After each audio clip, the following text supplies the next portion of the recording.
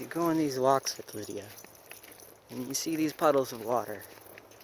You always like, gator?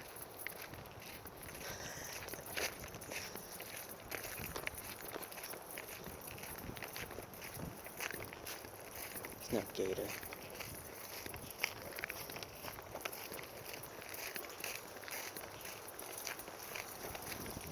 She has seen a gator before, though. Split oak. We noticed she was up ahead of us, probably where that little pothole thingy right there is. About that much of a distance. And from there, another like 20 feet, we saw a gator ahead. And so we were like, no, Lydia!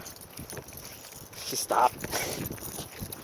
Turned around, and we were like, let's go the other direction.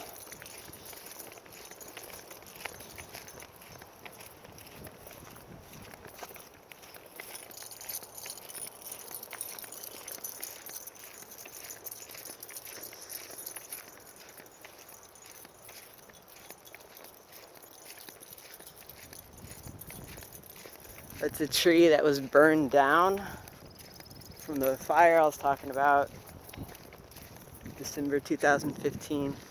I mean, I believe, I'm not sure, there were a lot of trees that burned down, but I believe that at some point that tree was probably still standing up, because a lot of them were still standing up just like huge natural eyesores.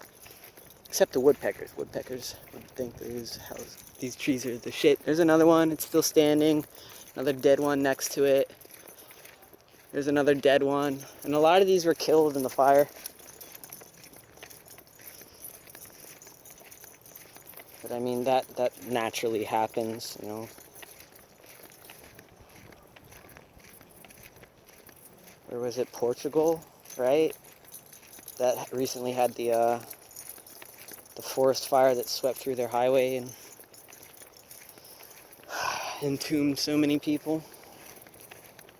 I mean, that's natural. It's a whole forest destroyed by, you know, fire.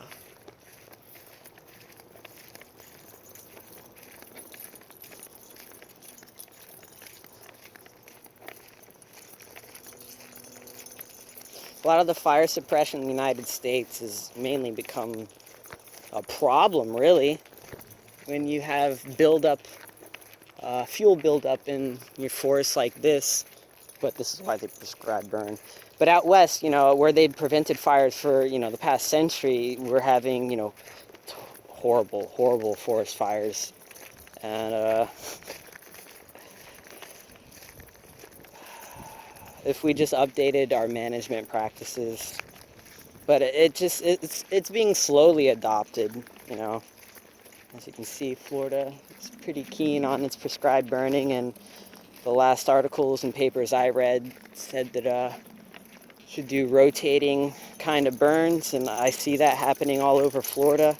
I don't see it happening, you know, near the suburbs and the areas that have really dense vegetation that really need it, but they're getting the parks and places that are wide open natural areas, which is good. And you see prescribed burning where I have, you know, traveling the country. I don't know if it's logging. Sometimes it's logging, sometimes it's prescribed burning, and some states are for it. Some states don't really have a lot of trees. I mean, I swear, I drove through Kansas, and where was it? Kentucky. I think it was Kentucky, and I think I saw, no, it was Kansas. Sorry guys. I'm driving through Kentucky in a week or so. But I saw like 2 trees, literally, that had to be planted at some point, you know, 150 years ago. Like, the fields, everything is plowed there for farmland, so they lost a lot of their forests. I have no idea what a lot of those central states ecosystems even look like. I just know that they've been transformed into farmland. I'm not saying there's no, you know, parks and forests there. I'm just saying a lot of it got converted. And it's happening to Florida too. Like, It's happening worldwide.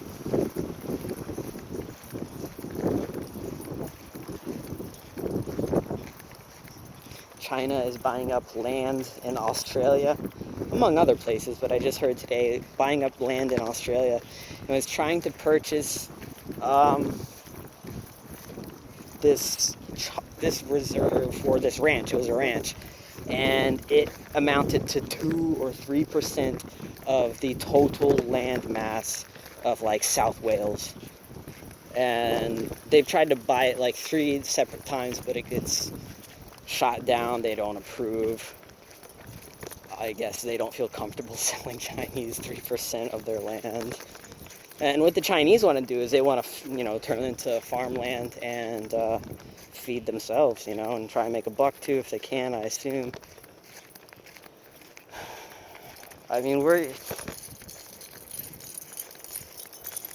United States needs to update its kind of like harvesting of food infrastructure, the agro industry. It needs to be redone. No one likes factory farms. No one likes driving past that and realizing that's what we're doing to the animals, Like, there's got to be some more humane way. Maybe we got to eat less meat. Who knows, But, meat aside, we definitely need to be growing our crops a bit more efficiently. Which is hard to do now that the weather patterns are starting to, kind of become really flippy in certain areas. But we'll see if those patterns hold out over the long term, as some of the deniers would say they won't. I figure they're just going to get more random and continuous. I mean, it's June here, late June, and the berries didn't start growing till early June. They usually start growing in late April, early May. There aren't any, that's fine. The humidity just isn't right, trust me. There are no P-cube mushrooms growing this time of the year, and there should be. There usually are by May, and that says something about the climate because they need a certain humidity. And while you're not going to find a lot in May, you will find some. And on my hikes, I just have not found any to this day, even after all the rain. The rain patterns we've been getting in June are off too. We don't usually get like 20 days of solid rain. Not in June. And not all day rain like it is. It's usually afternoon showers like everyone, recalls. July, it gets a little bit more intense, but there's still breaks in it. We only had, I think we had 2 or 3 days of no rain, and one of them, it eventually rained at night this month. And June's usually a little bit dry. Oh, that fucking, hey! Rolling in something. June's usually a little bit drier.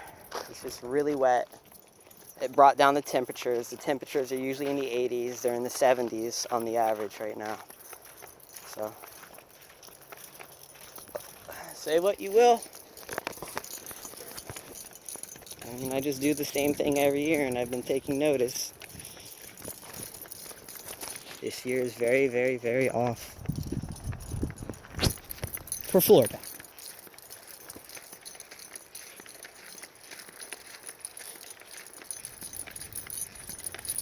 Maybe we'll get a hurricane. Who knows? A couple hurricanes.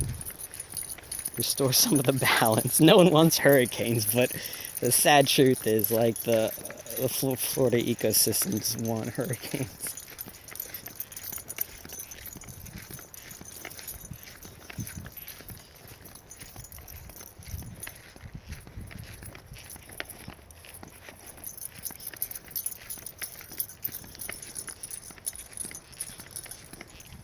You hot? Yeah, she's hot. She needs some water.